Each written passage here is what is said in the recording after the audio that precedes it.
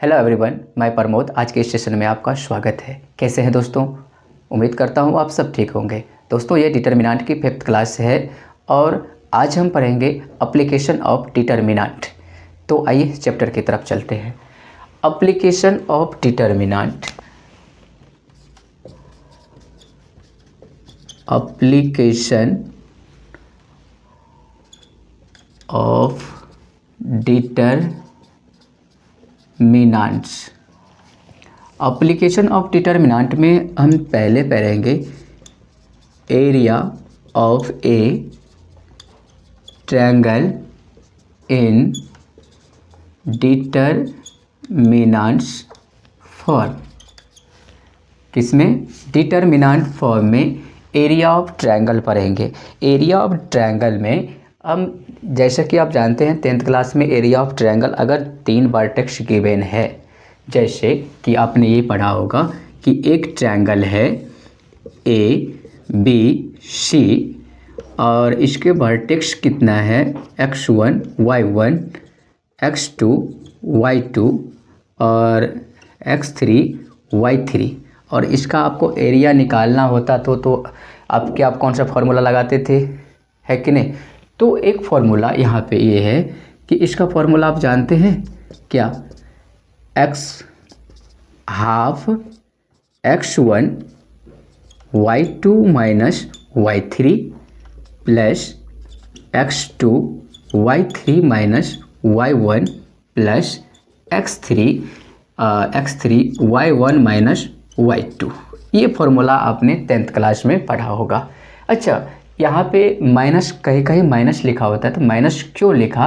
क्योंकि पहले y1 minus y3 था तो माइनस निकाल करके बाहर y3 माइनस y1 कर लिया, मैं पॉजिटिव साइन में दिखा दिया। कोई दिक्कत है? आई होप कि ये चीज़ें आपको समझ में आ गई।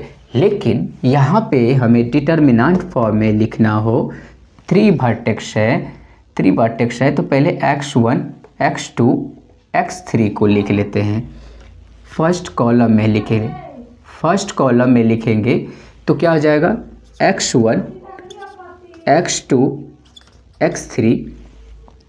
फिर y वाले का लिख लीजिए y1 y2 y3 और फिर आप थर्ड कॉलम नहीं बन रहा है तो मैं क्या कर लूँगा 1 1 1 कैंसिल बना लूँगा।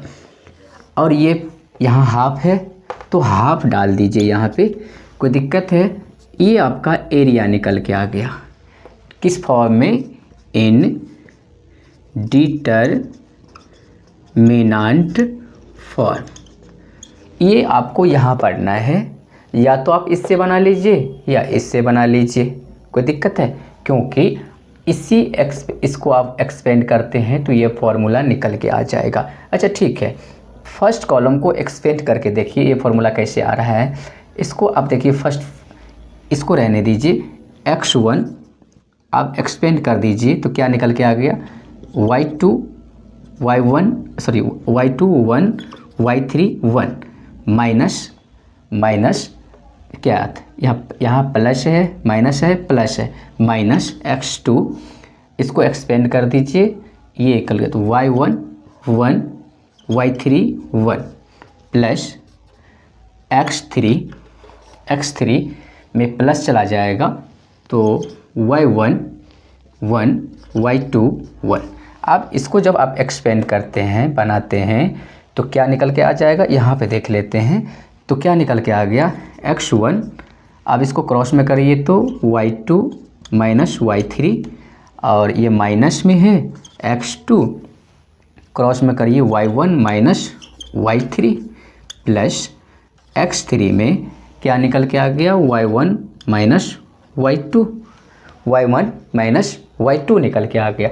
अब देखिए यहाँ पे माइनस था, मैंने यहाँ पे प्लस लिखा। क्यों लिखा? अब देखिए मैं यहाँ पे अगर लिखना चाहूँ पॉजिटिव में, या तो आप ये लिख लीजिए या फिर ये लिखिए 1 y2 माइनस y3। अब अगर मुझे यह पॉजिटिव बनाना होगा तो इसमें क्या करना पड़ेगा?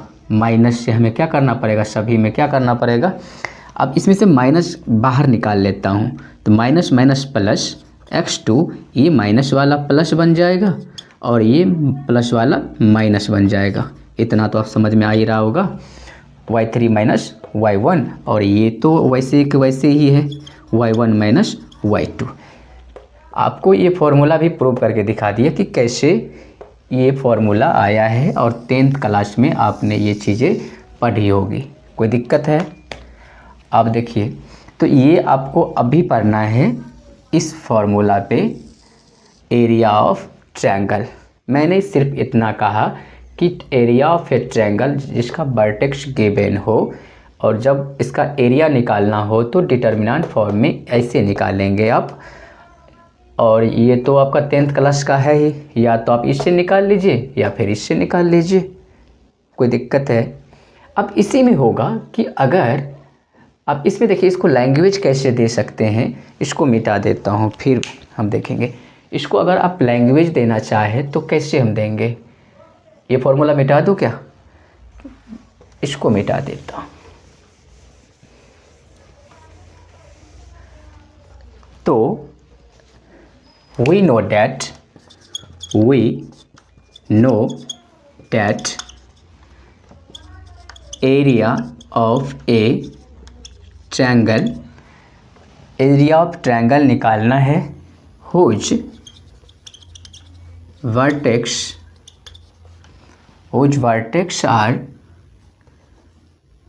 vertex या फिर ऐसे बोल दीजिए x1 y1 x2 y2 and x3 y3 is given that या given by। तो डिटर्मिनेंट फॉर्म में फॉर्मूला कैसे हो जाएगा बताइए? पहले x1 वाले कॉलम बना लूँगा और फिर y1 वाला, फिर 1 1 डाल दूँगा मैं, और ये हो गया आपका area of triangle in determinant form.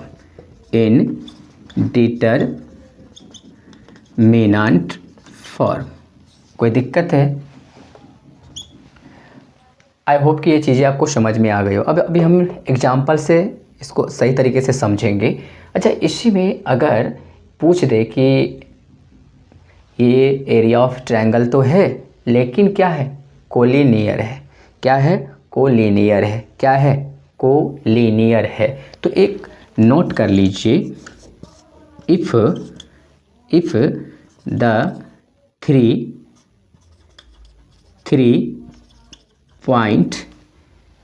Point are collinear, then ये जो एरिया है triangle A B C equal to 0 हो जाएंगे। अगर आपसे पूछा जाए कि अगर ये 3 वर्टेक्स है और इसका ये 3 वर्टेक्स का एरिया क्या है? कोलिनियर है, तो कोलिनियर के लिए आपका क्या हो जाएगा? Area of a triangle equal to 0 हो जाएंगे। 0 लगाना पड़ेगा। अगर मान लो कि ये एरिया गिवन है और इसका आप क्या करना है? कोलिनियर बता रहा है, तो इसमें हमें कुछ नहीं करना है, यहाँ पे इक्वल टू 0 डाल देंगे। क्या कर लेंगे? इक्वल टू 0 डाल देंगे। कोई दिक्कत है? आगे देख लेते हैं। इसको मिटा दे रहा हूँ मैं, है कि नहीं? तो कोलिनियर, कंडीशन फॉर कोलिनियर, है ना?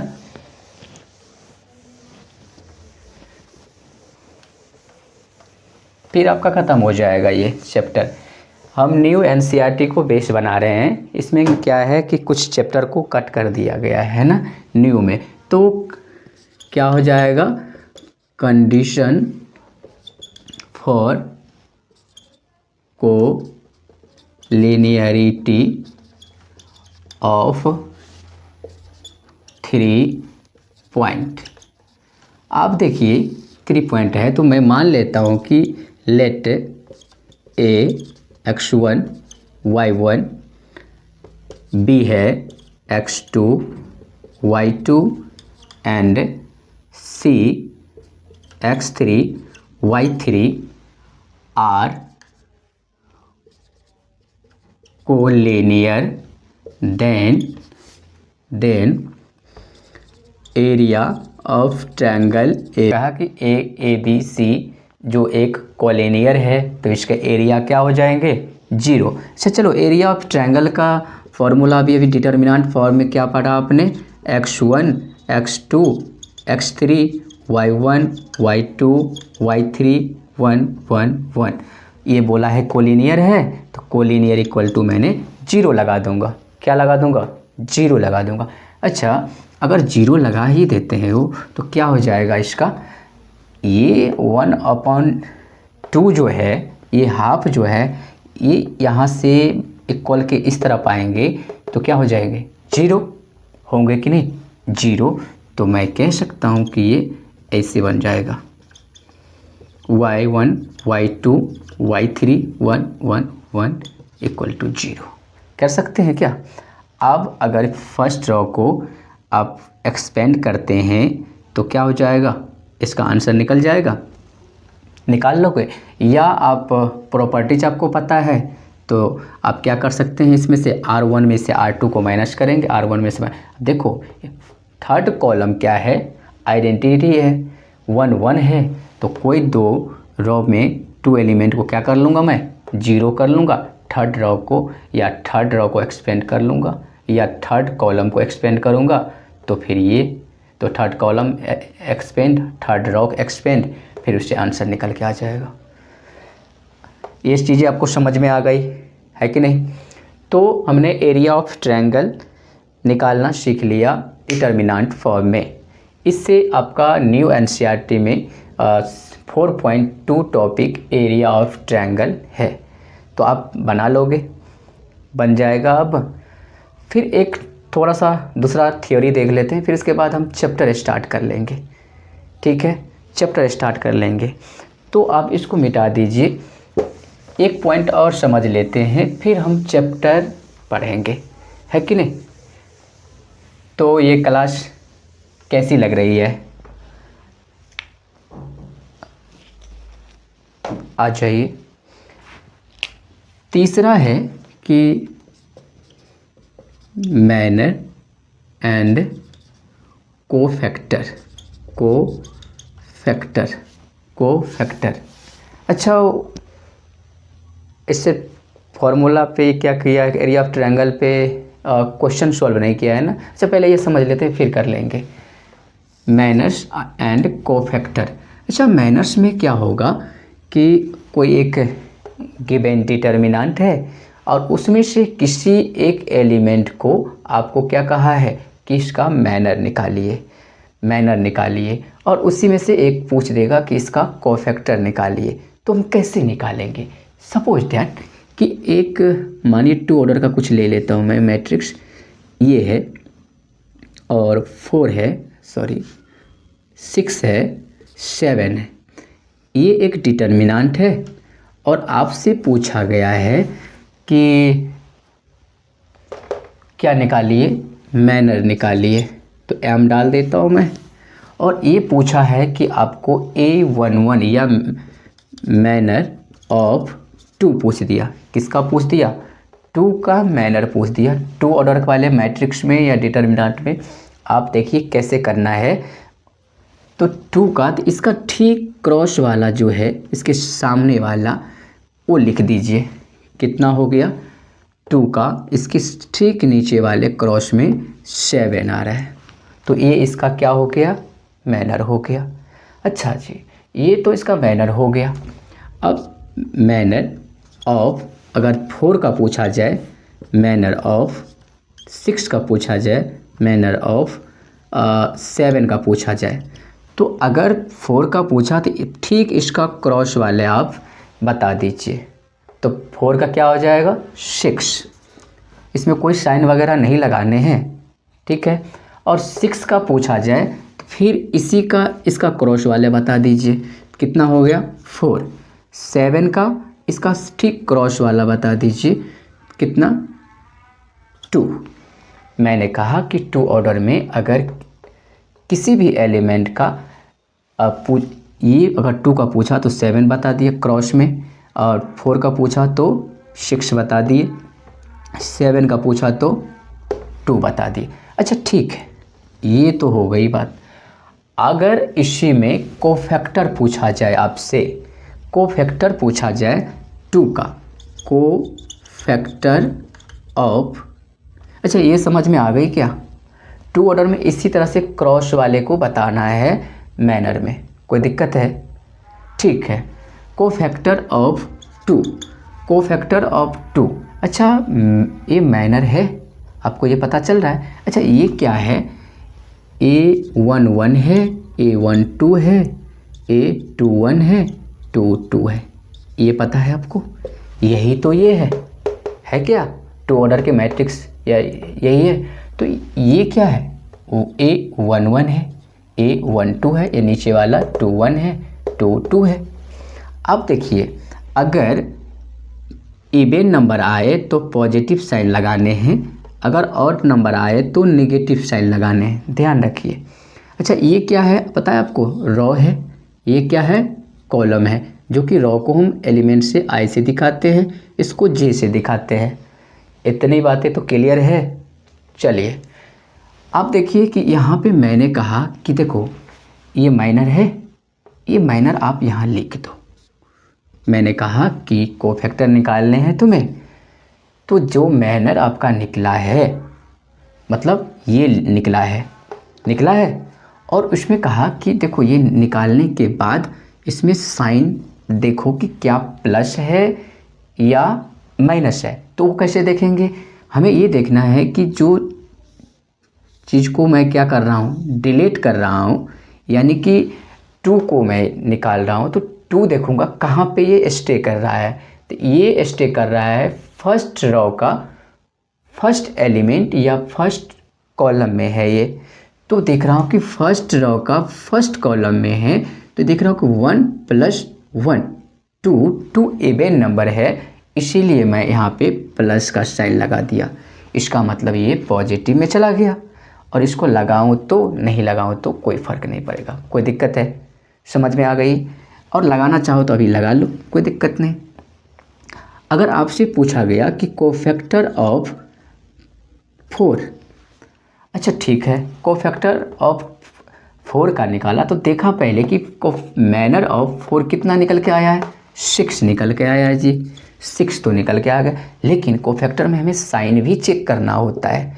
क्या चेक करना होता है? साइन भी चेक करना होता है कि किस रो में किसका एलिमेंट है, या फिर दूसरे सेंस में बोले तो किस रो का किस कॉलम में हम किस कॉलम का क्या कर रहे हैं? कोफैक्टर निकाल रहे हैं। तो हमने देखा कि 4 कहाँ पे स्टे कर रहा है? फर्स्ट रो का सेकेंड कॉलम में, या फर्स्ट रो का सेकेंड एलिमेंट भी बोल सकते हैं आप। तो इसमें ये स्टे कर रहा है, तो ये क्या है? 1 + 2 क्या है? 3 है, और 3 मुझे पता है कि ये ऑड नंबर है, और वो नेगेटिव में चला जाएगा, इसीलिए मुझे यहाँ पे नेगेटिव साइन लगाना पड़ेगा। ये क्लियर है? प्लस और माइनस साइन कैसे लगा रहा हूँ वो क्लियर है? अब बताइए कोफैक्टर ऑफ, इसका दूसरा सेंस ये हुआ कि मैनर ही लिखना है, लेकिन कोफैक्टर में एक अलग चीज़ें जो है डिफरेंस है, उसमें हमें साइन लगाना होता है कि वो किस रो का किस एलिमेंट में या किस रो का किस कॉलम में हम इसको डिलीट कर रहे हैं, या है कि नहीं, जिसका हम कोफैक्टर निकाल रहे हैं। आ जाइए कोफैक्टर ऑफ 6। तो देखो इससे पहले मैं देखूंगा कि 6 का मैनर कितना है? 4 है जी, और ये 6 कहाँ स्टे कर रहा है ये? तो सेकेंड रो का फर्स्ट कॉलम है, सेकेंड रो का या तो फर्स्ट एलिमेंट बोल सकते हैं। तो भाई ये सेकेंड रो में है, फर्स्ट एलिमेंट है, तो 2 + 1 = 3। 3 क्या है? ऑड नंबर है, ऑड में हम माइनस साइन लगाते हैं। लगा दिया आपने? लगा दीजिए। तो ये सेंस हुआ कि 2 ऑर्डर के मैट्रिक्स में प्लस माइनस माइनस प्लस भी होता है, ये भी आप ध्यान रख सकते हैं। इतनी परेशानी नहीं होगी आपकी अगर ये आप रखते हैं तो। देखो ना, प्लस माइनस माइनस फिर प्लस हो जाएगा। अब देखिए ये कोफैक्टर ऑफ 7 में किस 7 का कोफैक्टर माइनर कितना है 2 है। इसमें कौन सा साइन लगना है, ये सेकेंड रो का सेकेंड कॉलम है या एलिमेंट बोल सकते हैं। तो 2 + 2 4, 4 क्या है इवन नंबर है, इवन नंबर है तो प्लस साइन लगाएंगे। यही है क्या, यही निकल गया। आई होप कि ये चीज़ें आपको क्लियर हो गई होगी। हम जिसका डिटर्मिनेंट निकालना हो जिसका तो उसके 2 ऑर्डर में इसका क्रॉस वाले बता देते हैं, इसमें कोई साइन नहीं लगाते हैं।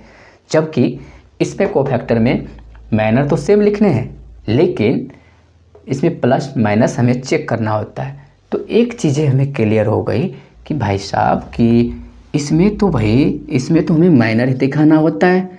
आई जे, आई है रो, जे है कॉलम, आई है रो, जे है कॉलम। इसका मतलब ये अगर A1 2 को दिखाना है, इसका मतलब ये दिखाने की कोशिश कर रहा है। ये आई और जे का मतलब तो यही हुआ ना, फर्स्ट रो का सेकेंड कॉलम की बात कर रहा है ये, है कि नहीं, या फर्स्ट रो का सेकेंड एलिमेंट की बात कर रहा है। तो मैं यह आई जे लगा दूंगा। अच्छा, दूसरी चीज़ ये तो वही हुआ लेकिन ये कह रहा है कि साइन लगाने हैं आपका, तो साइन तो प्लस आई जे, फिर मैं -1 कर दूंगा क्योंकि -1 से कोई इफेक्ट नहीं पड़ेगा। मैं यह कह रहा हूँ कि 1 × 7 कोई फ़र्क पड़ा क्या, कोई फ़र्क पड़ा क्या, नहीं। अगर मान लीजिए ये प्लस था तो कैसे करता, ये कोफैक्टर का फॉर्मूला मैं निकाल लिया। आप ये कोफैक्टर का क्या निकाल लिया, फॉर्मूला लगा दिया कि -1 पावर में i + j mij। अच्छा, ये मैं यूज कैसे करूँगा सर, अच्छा ये कैसे यूज करूँगा, 2 का निकाला है 2 का निकाल दिया, ठीक है 2 का निकाला -1। अच्छा, i + j कहाँ यूज किया, ये कहाँ पे स्टे कर रहा था, 1 1 पे, 1 1 पे। तो ये आपको क्या दिखा दिया, i, और ये बाद वाले क्या है, ये j है, ये रो है।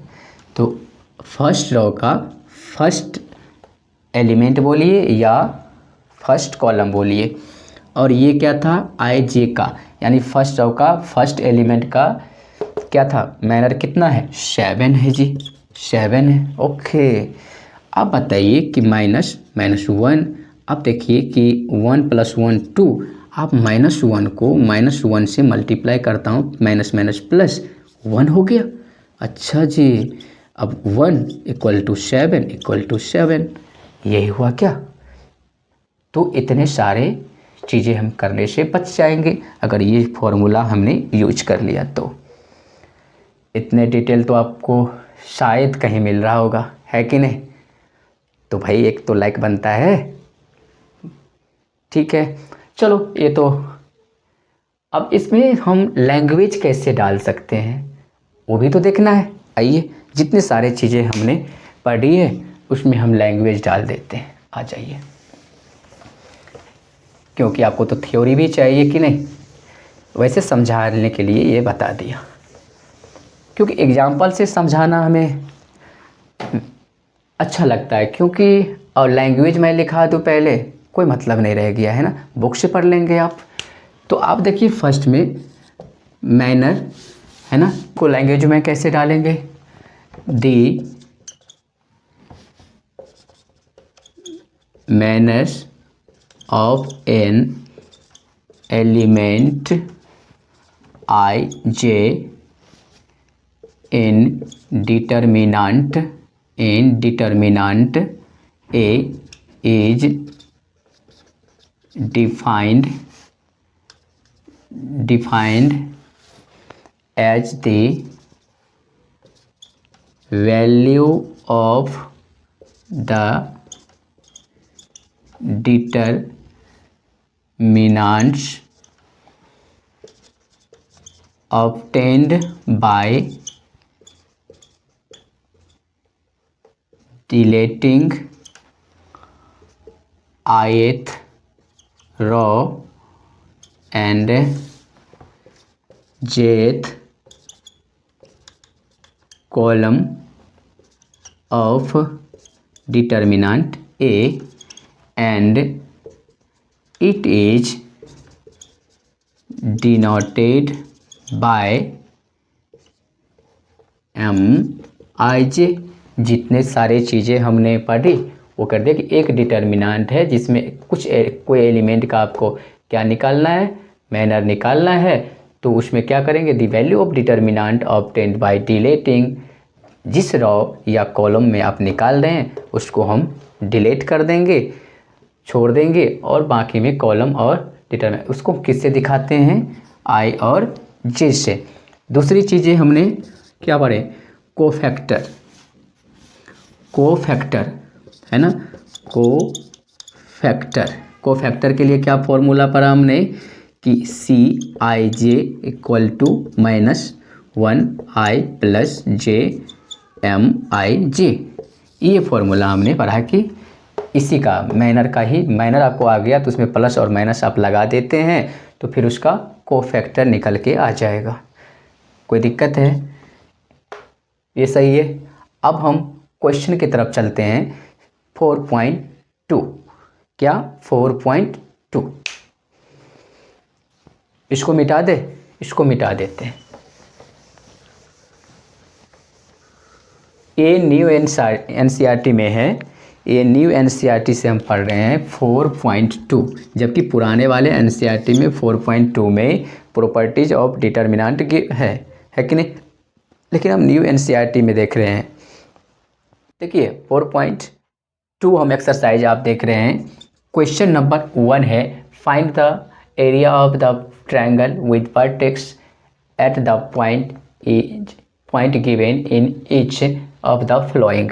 जो हमने area of triangle in determinant form ने देखा, अब उसी पर ये आपको निकालना है एरिया ऑफ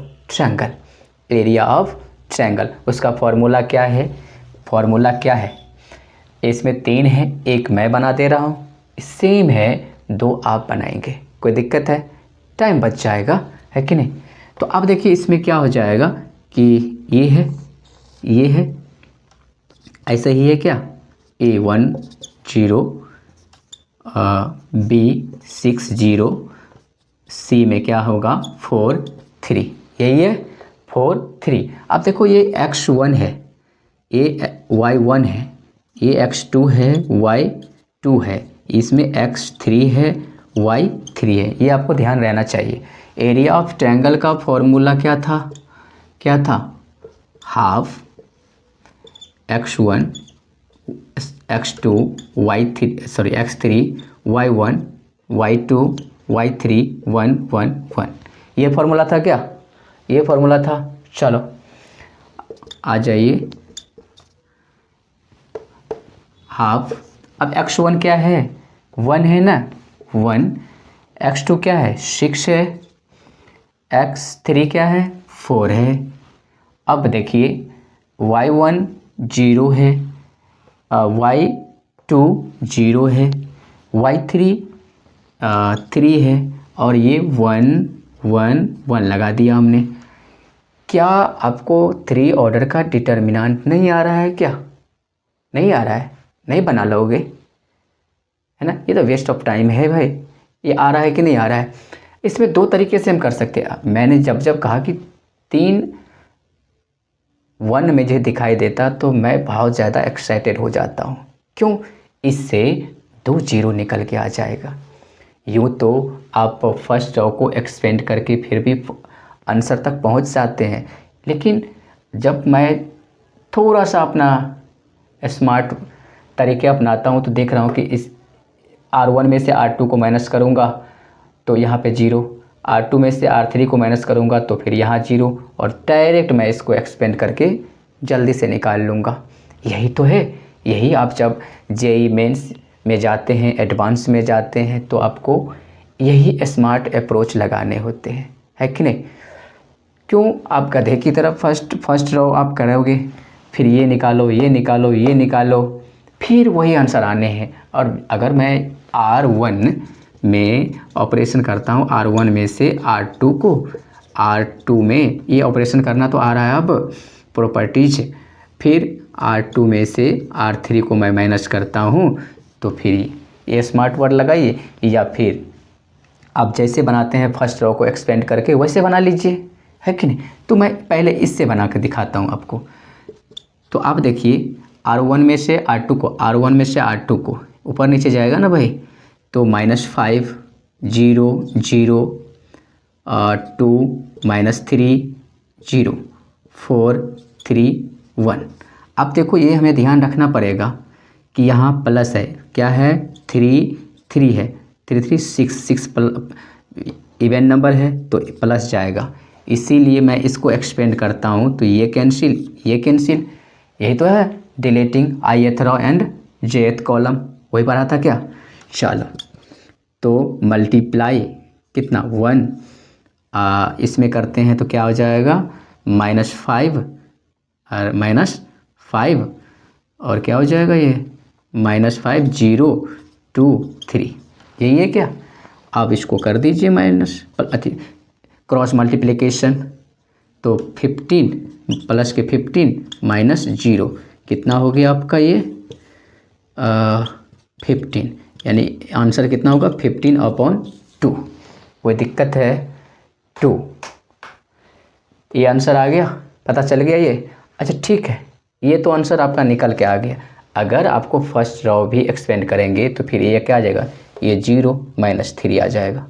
फिर इस 0 को एक्सपेंड करते हैं तो फिर क्या आ जाएगा, ये कैंसिल, ये कैंसिल 6, फिर क्या हो 6 और 4, फिर कट करोगे तो वही निकल के आ जाएगा। ये स्मार्ट वर्क है, ये सेव करिए। तो सेम करने हैं आपको, ये मैंने कर दिया, ये आप बनाइए, कोई दिक्कत है। क्वेश्चन नंबर 2, क्वेश्चन नंबर 2 देखेंगे। ये दो आपके लिए होमवर्क है, आप करिए HW, ठीक है, इतना तो कर ही सकते हो यार, ठीक है। चलिए इसको मिटा देता हूँ मैं, इसको मिटा देता हूँ, क्योंकि लास्ट टाइम में तो आपको ऐसे ही रिवीजन करना पड़ेगा, है कि नहीं। अब पॉसिबल भी नहीं है एक एक क्वेश्चन बनाऊँ, ठीक है। अच्छा क्वेश्चन नंबर 2 देख लीजिए। क्वेश्चन नंबर 2 कह रहा है कि show that point A, B, C are collinear. क्या नहीं बनाओगे आप, थ्योरी तो मिल चुकी थी आपको, है कि नहीं। तो कोलिनियर में हम क्या करते हैं, सिर्फ और एरिया ऑफ ट्रायंगल में हम 0 नहीं लगाते थे, यहाँ पे हम 0 लगा देंगे, कोई दिक्कत है। और इससे हम दिखा देंगे कि कोलिनियर एक क्या है, 0 है, या अगर उसके एरिया क्या हो जाएंगे, एरिया ऑफ ट्रायंगल, इसका मतलब कोलिनियर के लिए क्या हो जाएंगे, एरिया ऑफ ट्रायंगल ABC = 0। उसकी एरिया कितनी होगी 0, अगर उसकी एरिया 0 निकल के आ गई तो फिर मैं मान लूँगा कि ये कोलिनियर है। तो अब चलिए जल्दी से करिए। तो एरिया ऑफ ट्रायंगल कितने आ जाएंगे, एरिया ऑफ ट्रायंगल ABC का फॉर्मूला क्या निकालूंगा मैं, है कि नहीं, ठीक है। तो निकालिए, तो क्या हो जाएगा, ये x1 है, ये x2 है, ये x3 है, ABC, इसमें ये y1 है, ये y2 है, ये y3 है, तो B + C, C + A और A + B। अब ये थर्ड कॉलम तो मैं ऐसे बनाऊंगा = 0। अब इसका डिटर्मिनेंट अगर 0 निकल गया तो मैं कह दूंगा कि ये कोलिनियर है।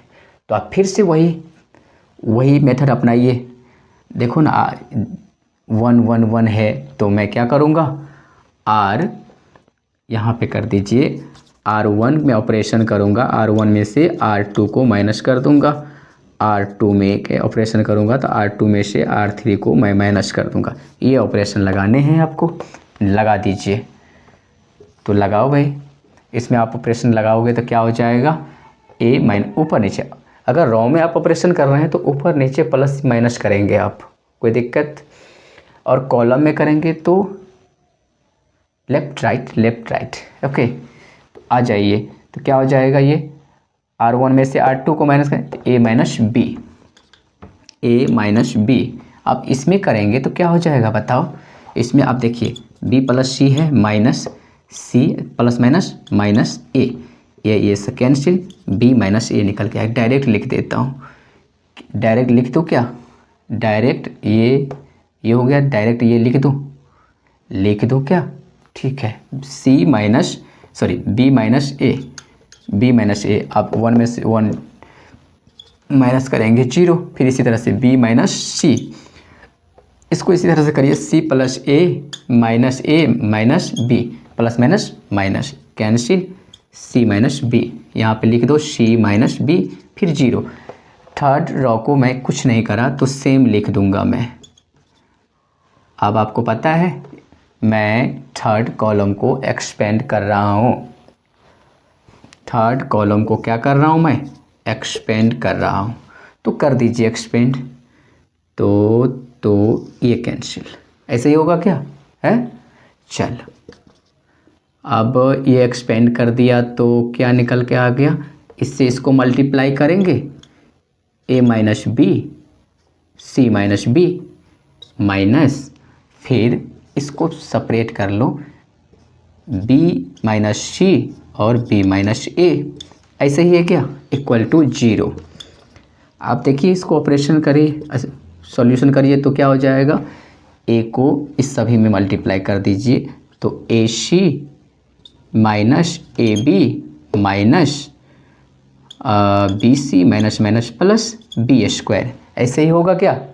ये चीज़ें आपको समझ में आ रही है, अलजेब्रा है 8th क्लास में 7th क्लास में आपने पढ़ी होगी। ओके माइनस, आप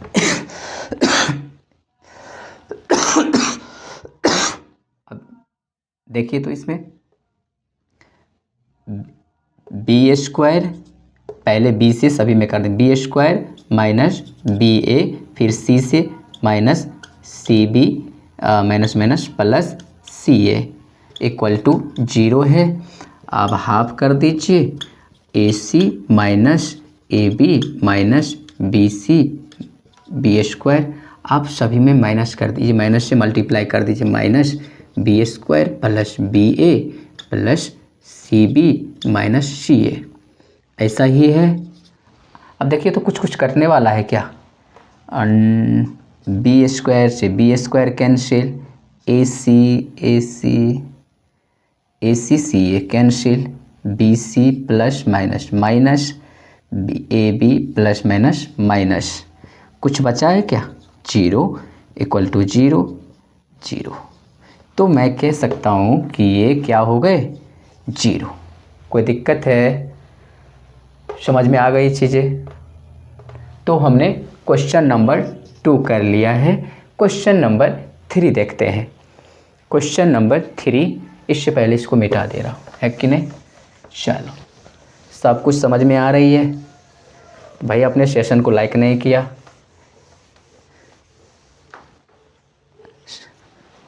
पर 3 देखिए। क्वेश्चन नंबर 3 रहेगा, दी वैल्यू ऑफ के if area of a triangle is,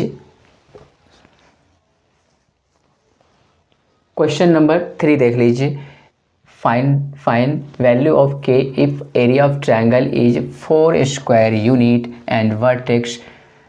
अब कह रहा है कि एरिया ऑफ ट्रायंगल आप गिवन है और एरिया ऑफ ट्रायंगल गिवन जिसके वर्टेक्स गिवन है, तो कह रहा है कि इस जगह पे, इसके जगह पे क्या क्या पॉसिबल हो सकता है, या क्या था कि ये एरिया ऑफ ट्रायंगल 4 आए हैं। कोई दिक्कत है तो आप देखिए, एरिया आप निकाल लेंगे, इसका एरिया निकाल लोगे। एरिया का फॉर्मूला क्या होता है बताइए, एरिया का फॉर्मूला क्या होता है, एरिया का formula x1 x2 x3 y1 y2 y3 1 1 1, ये हो गया। अब ये कह रहा है कि ये तो आपका एरिया निकल गया, लेकिन ये कह रहा है कि इतना मेरा एरिया है क्या, एरिया है। तो फिर अब इसकी वैल्यू पुट कर दीजिए 2, तो क्या है x1 k है, 4 है, 0 है, फिर y 0 0 2 है और 1 1 1 है। और ये कह रहा है कि इसका एरिया एक्चुअली में है कितना, 4 है। तो ये तो लिखना पड़ेगा मुझे, ये तो लिखना पड़ेगा। आ जाइए आप फिर से वही चीज़ें R1 एक्सपेंड करूँगा। क्या लिखोगे इसमें, R1 माइनस R2 फिर R2 माइनस R3 ऑपरेशन कर दीजिए, ऑपरेशन कर दीजिए। सेम है, पहले की तरह है। K माइनस 4 0 0, फिर 4 माइनस 2 0 0 2 1 हो गया। ये 4 है, ये 2। अब देखिए इसको आप एक्सपेंड करो, क्या हो जाएंगे, 1 एक्सपेंड करेंगे प्लस में जाएगा, तो फिर क्रॉस मल्टीप्लिकेशन डायरेक्ट कर दीजिए ना, कर दोगे। यही तो है यार, यही है। अब देखिए इधर कर लो, आ जाइए। 2 ये 2 K माइनस 4 को 0 को मल्टीप्लाई करेंगे, ऐसे हो गया। अब देखिए इस 2 को एक्चुअली में है कितना, यही है क्या, K माइनस 4। एक्चुअली में ये 4 है ना, ये 4 आ रहा है, ये यहाँ पे 4 आ रहा है। अब एक्चुअली में होगा कितना, ये कैंसिल है, माइनस K माइनस 4। आप देखो यहाँ पे एक बार पॉजिटिव साइन लेने हैं, एक बार नेगेटिव साइन लेने हैं। अगर पॉजिटिव साइन लेता हूँ मैं तो K की वैल्यू मैं डायरेक्ट 0 रख देता हूँ। अगर देखिए पॉजिटिव साइन लेता हूँ तो यहाँ पे K की वैल्यू अगर मैं 0 रखता हूँ, यहाँ पे 0, तो माइनस माइनस क्या, प्लस होंगे। 0 लेता हूँ तो यहाँ K की वैल्यू क्या, 0, तो फिर माइनस माइनस प्लस, फिर ये 0 यानी कि इधर आएगा तो 0, तो यानी कि 4 K की वैल्यू क्या लिख सकता हूँ। अगर यहाँ पे 8 लेता हूँ, K की वैल्यू अगर 8 लेता हूँ तो यहाँ पे क्या हो जाएंगे। अगर देखिए कि यहाँ पे 8 लेता हूँ तो माइनस 8 और माइनस माइनस प्लस 4 0, तो फिर क्या हो जाएगा, यहाँ पे 8 तो 0, ये इधर जाएगा तो 0, कैंसिल, 8 इक्वल टू 0, यानी फिर से एक 0 ही बराबर आ जाएगा। कोई दिक्कत है तो एक K की वैल्यू 0 ले सकते हैं, K की वैल्यू 8 भी ले सकते हैं, हम 2 वैल्यू हम ले सकते हैं। कोई दिक्कत है, ठीक है। तो चलो ठीक है, ये आपका हो गया, सेम है, आप निकाल लेना, कोई दिक्कत, निकाल लोगे, okay. Next question number 4। Question number 4 इसको मिटा देते हैं।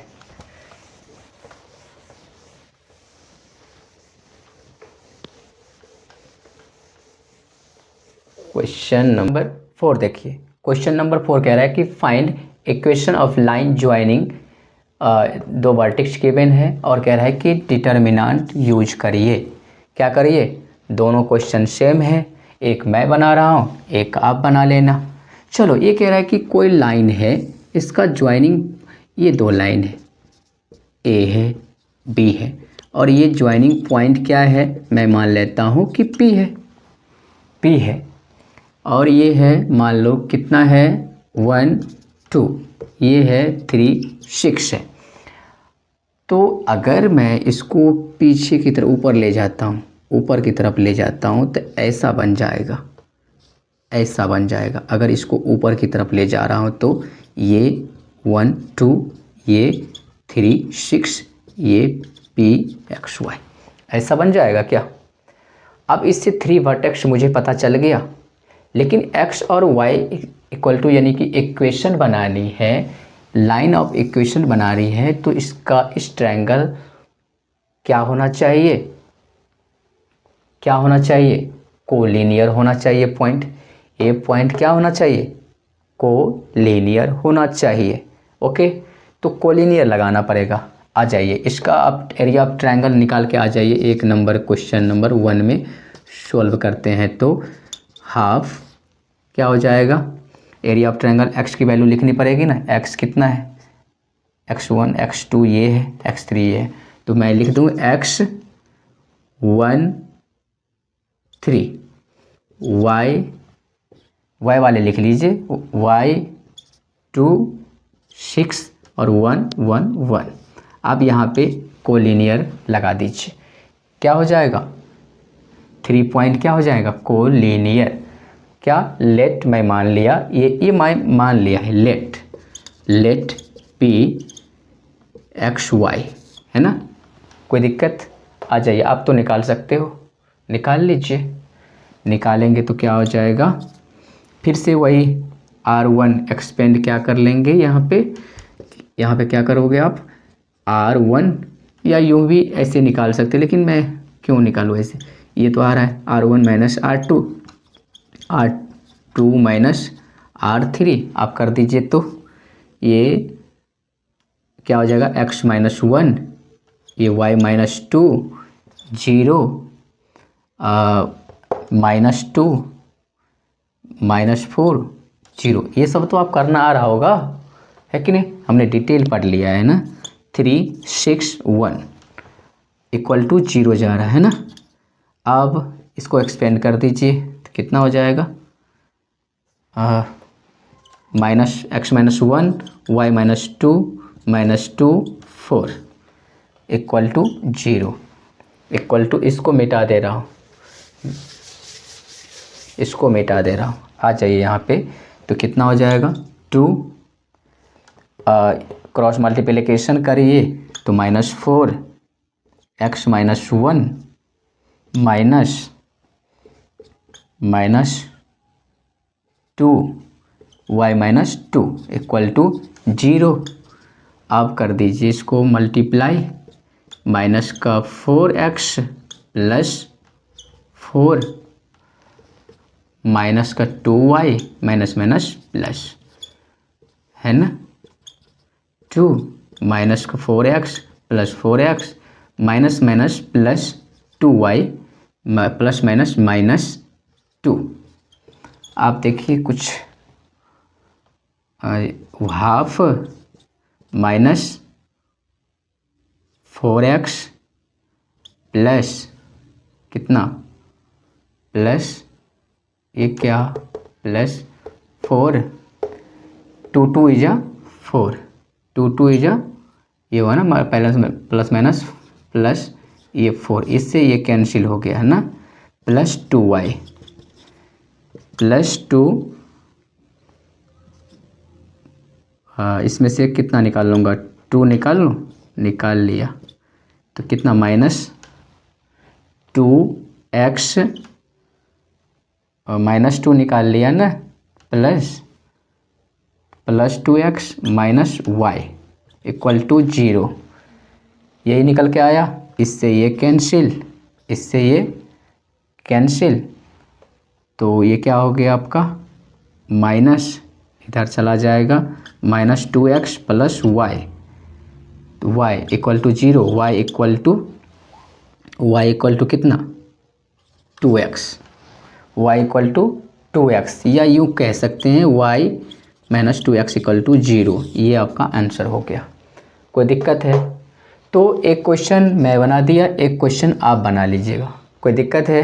क्वेश्चन नंबर 5 में वो MCQ बेस्ड है, सेम क्वेश्चन है, तो आप उसे बना लीजिएगा। इस तरीके से मेरा 4.2 न्यू NCERT के अकॉर्डिंग ख़त्म हो गया है। 4.3 में मैनर एंड कोफैक्टर है, जिसका थ्योरी हमने देख लिया है और उसका सिर्फ क्वेश्चन सॉल्व करना है कि नहीं।